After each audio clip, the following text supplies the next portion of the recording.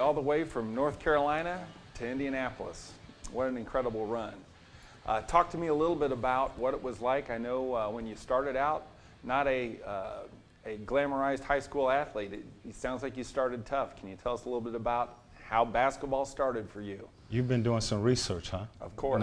You always got to be prepared. You know, I've always kind of played in the shadow of really talented players, and you know that was the same in high school. We had really talented guys on the floor, and I was a guy who kind of was, you know, behind the, in the shadow of all this talent. You know, had the opportunity to go to JUCO and spend 2 years at a junior college by the name of Chowan.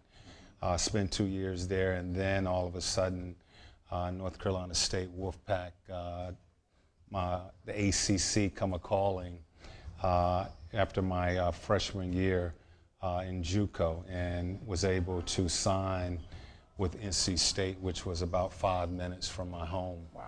And play for Coach Valvano. And you know, by the blessing of God and continuing to work hard, was drafted to the NBA in the second round to Seattle, where I spent 19 years in Seattle, both as a player and a coach. Went from Seattle to Portland for 7 years, and came to Indiana to work with Frank Vogel, and was eventually hired to be the head coach. Fantastic. So if I can take you back a little bit, North Carolina State, obviously you became a national champion there. Jim Valvano, legendary coach. Tell me the best thing you learned from Jimmy, or the best thing you learned from your teammates going through that experience. Well, I didn't win the championship there. I actually came in the year after the championship. They won it in '83. Okay.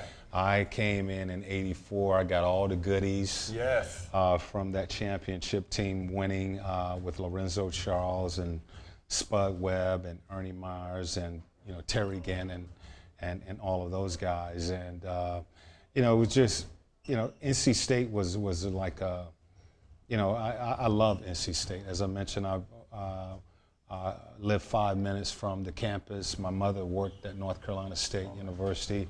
You was either a Tar Heel fan or a Wolfpack fan. Right. And I was a Wolfpack fan, growing up watching David Thompson and Monty Towell and all those guys. And that's where I learned to love basketball. The ACC was really big at that time. David Thompson and those guys used to come over to my community center and actually play, and I would watch them play on Saturday mornings, just wanting to get out there and play with those guys. But they played on the big boy court. Right. I had to go down to the small boys court and play down there. But that's where I learned to play and love the game. I have an older brother who I pretty much followed him everywhere he went. He was the father figure for me and my family. He played all sports, so I played all sports. And Randy is 5 years older than me, but he was the guy who really got me into sports and playing the game the right way and playing it hard. And to this day, he's still being a big brother, father figure, coaching and teaching. And so obviously your mother had some work ethic in her. Absolutely. And when we look at what you did for the Supersonics, second team all defensive player, led the league in steals, that's about hard work. Yes. So when we talk about the attitude it took to be that person back then, how do you transfer that to these guys now? And what do you want a Nate McMillan Pacer team to look like? Well, we play the game the right way, and we give 100% when we're out on the floor at all times, whether we're in practice or in games. And you want the fan base to respect the way that you play the game. You play the game the right way. You play the game together. You have to sacrifice. I've always said that it's always about, the name on the front of the jersey. Of course, a lot of times players play for the respect of the name on the back of the jersey, but I work for the Indiana Pacers, and, I want to make sure that I give my all to this organization to make them better and improve them in all aspects, of the game on and off the floor. You know, I look at the attendance. I've been a fan of the Pacers since 1972. Mm-hmm.